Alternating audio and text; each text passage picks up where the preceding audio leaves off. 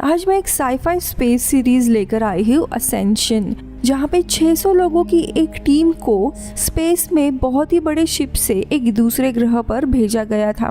वहाँ पे जाके वो इंसानों की एक नई कॉलोनी बसा सके।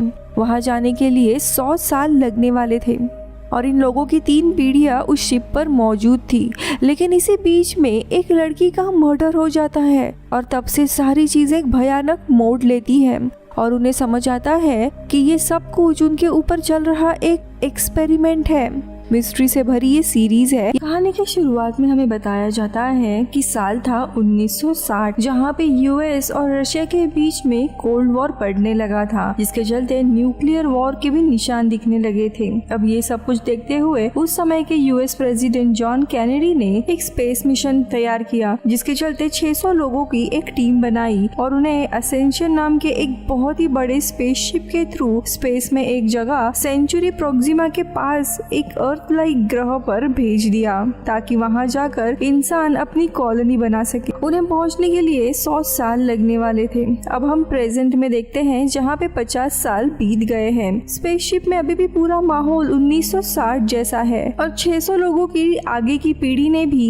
इस स्पेसशिप में जन्म लिया था। यहाँ हमें पता चलता है कि इस स्पेसशिप में भी 2 अलग अलग क्लास हैं। एक अमीर लोग जो पैसे देकर इस मिशन में आए थे, जो अपर डेक में रहते थे। वही गरीब लोग थे जिन्होंने वॉलंटियर किया था, वो लोअर डेक में रहते थे। अब हम लॉरलाई नाम की लड़की को देखते हैं, जो कि लोअर डेक में जाती है और स्टॉक नाम के एक बुचर से एक पैकेट लेती है, जिसके बाद लॉरलाई इसी शिप के आर्टिफिशियल बीच पर तैरने के लिए चली जाती है। मगर थोड़ी देर के बाद क्रिस्टी नाम की एक छोटी लड़की को लॉरलाई की लाश पानी में दिखाई देती है, जिसे देखकर वो जोरों से चीखती है। जिसके बाद अब सीन कट होकर अर्थ पे आता है, जहाँ पे हम इस पूरे मिशन के चीफ इंजीनियर को देखते हैं, जो कि बीमार हो चुका था। इसीलिए उसका बेटा हैरिस को इस मिशन का नया चीफ इंजीनियर बना दिया जाता है। साथ ही हमें ये भी पता चलता है कि गवर्नमेंट ने इस पूरे मिशन को दुनिया से छुपा के रखा है। इधर हैरिस अब अपने पिता की जगह काम करने लगता है। अब यहाँ पे एक दिन हैरिस की असिस्टेंट उसे लॉरलाई के मौत के बारे में बताती है और हैरिस से कहती है कि तुम्हें प्रोजेक्ट के डायरेक्टर कैथरीन को इस इंसिडेंट के बारे में बताना होगा। पर हैरिस कहता है कि मैं ऐसा नहीं करूंगा, क्योंकि इसके कारण प्रोजेक्ट बंद करना पड़ सकता है और मेरे पिता का भी नाम खराब होगा। तो वही स्पेसशिप पर हम मेडिकल ऑफिसर डॉक्टर जूलियट को देखते हैं, जो लॉरलाई की लाश की पोस्टमार्टम करती है और कैप्टन विलियम को बताती है कि लॉरलाई का किसी ने खून कर दिया है। उसके हाथ पर चोटों के निशान भी थे। जो सुनकर कैप्टन विलियम गोल्ड को लॉरलाई के खूनी कौन है ये पकड़ने का काम देते हैं। अब यहाँ पे गोल्ड फिर तुरंत अपनी जाँच शुरू करता है और वो बीच के बाहर लगे कैमरास को चेक करता है, मगर किसी भी कैमरा में उन्हें लॉरलाई बीच पर जाते हुए दिखाई नहीं देती। पर तभी गोल्ड को पता चलता है कि लॉरलाई जेम्स टोबैक नाम के एक आदमी को डेट कर रही थी, जो कि लोअर डेक के वाटर रिक्लेमेशन डिपार्टमेंट में काम करता है। गोल्ड फिर जेम्स से मिलने जाता है, लेकिन उससे भी गोल्ड को ज्यादा कुछ इन्फॉर्मेशन मिलती नहीं है। इसी बीच में डॉक्टर को फॉरेंसिक रिपोर्ट से पता चलता है कि लॉरलाई अपने मौत से पहले ही किसी के साथ इंटीमेट हुई थी और उसके मुंह से डॉक्टर्स को एक खास तरह की बुलेट भी मिलती है और इसी बुलेट से उसकी मौत हुई थी। यानी कि खूनी ने इस तरह का बुलेट जानबूझकर इस्तेमाल किया था, क्योंकि वो नहीं चाहता था कि बुलेट लॉरलाई के शरीर से बाहर निकलकर स्पेसशिप का नुकसान करे। वही अब गोल्ड और कैप्टन विलियम को लॉरलाई की मौत गोली लगने से हुई है ये भी पता चलता है। अब यहाँ पे गोल्ड और डॉक्टर विलियम ये जानकर बहुत ही हैरान होते हैं, क्योंकि पिछले 50 सालों से स्पेसशिप पर किसी ने भी ऐसी कोई खास बंदूक नहीं देखी और न ही ऐसी कोई बंदूक को स्पेसशिप में लाया गया था। वही दूसरी तरफ छोटी लड़की क्रिस्टी लॉरलाई की लाश को देखने के बाद से शॉक में चली गई थी और इसीलिए उसे मेडिकल सेंटर लाया जाता है, जहाँ पे क्रिस्टी बार बार सिर्फ यही कही जा रही होती है कि कोई मुझ पर नजर रखे है।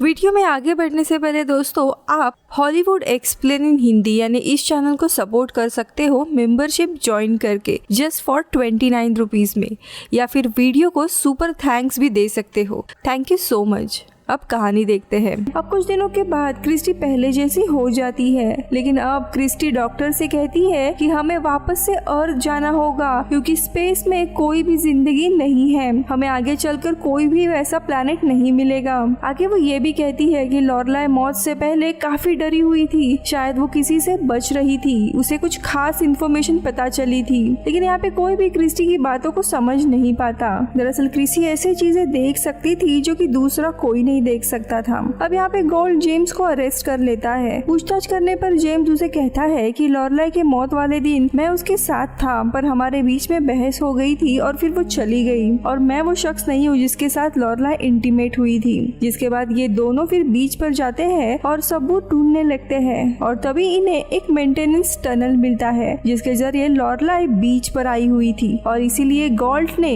जब कैमरा चेक किया था तब उसे लॉरलाई नहीं दिखी थी। अगले सीन में गोल्ड ड्यूक नाम के एक दूसरे ऑफिसर के साथ था जो उसी का ब्रदर इन लॉ था। ये लोग उस जगह जांच करने आते हैं जहाँ पे लॉरलाई की लाश मिली थी, और तभी इन्हें वहाँ पे एक किताब मिलती है जिसमें स्पेसशिप के वाटर फिल्ट्रेशन सिस्टम और नेविगेशन कंप्यूटर का नक्शा बनाया होता है। अब यहाँ हमें पता चलता है कि 1 महीने पहले शिप का नेविगेशन कंप्यूटर क्रैश हो गया था, और साथ ही वाटर फिल्ट्रेशन सिस्टम भी 1 हफ्ते पहले बंद हो गया था। और अब इन नक्शों को देखकर कैप्टन विलियम समझ जाते हैं कि किसी ने ये सब कुछ जानबूझकर किया है ताकि स्पेसशिप को वापस अर्थ पर लेके जा सके। जिसके बाद ड्यूक कुछ लोगों के साथ जांच करने के लिए लोअर डेक में जाता है, पर स्ट्रोक जिसे हमने लॉरलाई के साथ पहले देखा था एक पैकेट लेते वक्त, वो ड्यूक के लोगों के साथ लड़ाई करने लगता है। लेकिन तभी स्पेसशिप में एक अलार्म बजने लगता है और सभी लोगों को बताया जाता है कि स्पेसशिप एक बहुत ही बड़े रेडिएशन स्टॉर्म से जाने वाला है, जिसके लिए सभी को उनके शेल्टर पॉड्स में वापस जाना होगा। तभी कैप्टन विलियम को पता चलता है कि स्पेसशिप के ब्लास्ट शील्ड जो कि क्रू को रेडिएशन से बचाने के लिए होता है वो जैम हो चुका है। कैप्टन विलियम तुरंत गोल्ड और एक और इलेक्ट्रिशियन को शील्ड को ठीक करने के लिए भेजते हैं, जहाँ फिर ये दोनों भी शील्ड के दरवाजे को सही समय पर ठीक कर देते हैं। इसी बीच में इलेक्ट्रिशियन जो कि लोअर डेक में रहता था वो गोल्ड से कहता है मैंने स्ट्रोक को लॉरलाई को एक बंदूक देते हुए देखा था। ये बात सुन के गोल्ड हैरान होता है। वही दूसरी तरफ डॉक्टर जूलियट को देखते हैं जो क्रिसी को उसके शेल्टर पॉड में लेकर जाती है, और जाने से पहले वो क्रिसी के लिए अपना नेकलेस वही छोड़ देती है। पर जूलियट के जाते ही क्रिसी के कमरे में एक सूट पहने हुए आदमी आता है। अब यहाँ पे कुछ देर के बाद स्पेसशिप रेडिएशन जोन से बाहर आ जाती है, जिसके बाद गोल्ड और ड्यूक स्ट्रोक को पकड़ने के लिए लोअर डेक जाते हैं, जहाँ पे उन्हें स्ट्रोक की बंदूक भी मिल जाती है। इधर स्ट्रोक से पूछताछ की जाती है, पर वो बार बार सिर्फ एक ही चीज कह रहा होता है कि ये बंदूक मेरा नहीं है और मुझे कुछ नहीं पता, मुझे फंसाया जा रहा है। अब यहाँ पे डॉक्टर जूलियट कमरे में आती है और क्रिसी से अपना नेकलेस मांगती है, पर क्रिसी कहती है कि यहाँ पे कोई एक अनजान आदमी आकर आपका नेकलेस लेकर चला गया। इसके बाद क्रिसी अब गोल्ड से मिलने आती है और उसे एक आर्मी मेडल देकर कहती है कि ये लॉरलाई को जेम्स ने दिया था, जेम्स यानी लॉरलाई का बॉयफ्रेंड। मगर गोल्ड वो मेडल देखकर हैरान होता है क्योंकि ये मेडल कैप्टन विलियम का होता है। अब इधर अचानक से स्ट्रोक के सेल का दरवाजा खुल जाता है और बाहर आकर वही बंदूक ले लेता है। अब यहाँ पे लॉरलाई का फ्यूनरल किया जाता है, जिसके बाद गोल्ड कैप्टन विलियम को वही मेडल दिखाता है, जो देखकर विलियम हैरान होते हैं और कहते हैं कि मेरी लॉरलाई के साथ दोस्ती थी और मैं उससे मजाक कर रहा था, लेकिन मैंने उसे नहीं मारा। तभी वहाँ पे बंदूक के साथ स्ट्रोक आता है जिसने एक लड़की को बंधक बनाया होता है। स्ट्रोक इधर फिर से यही चीज कहता है कि मैंने कुछ भी नहीं किया है, मगर तभी कमरे का एयरलॉक अपने आप खुल जाता है और गोल्ड आकर स्ट्रोक पर हमला करता है और उस लड़की को छुड़ा लेता है। इसके बाद कैप्टन विलियम उस लड़की को कमरे से बाहर लेकर जाते हैं और दरवाजा बंद करते हैं, जबकि अंदर गोल्ड और स्ट्रोक अभी भी लड़ाई कर रहे होते हैं। मगर तभी एयरलॉक पूरी तरह से खुल जाता है और स्ट्रोक अचानक से स्पेस में ही गिर जाता है, लेकिन मरने के बजाय स्ट्रोक जाकर एक मैट्रेस पे गिरता है, जहाँ फिर कुछ लोग आकर स्ट्रोक को बेहोश कर देते हैं। और यहाँ पे हमें पता चलता है कि ये पूरा मिशन असल में बस एक सिमुलेशन है जो कि लैब के अंदर चल रहा था, जिसे गवर्नमेंट ये देखना चाहती थी कि अगर असली में इंटर जनरेशन स्पेस मिशन किया गया तो उसके क्या रिजल्ट होंगे। पर वही स्पेसशिप पर सभी लोग इस चीज से अनजान रहते हैं और वो समझ रहे होते हैं कि उन्हें एक जरूरी मिशन पर भेजा जा रहा है। यहीं पे पार्ट 1 खत्म होता है। सेकेंड पार्ट जल्दी ही रिलीज करूंगी।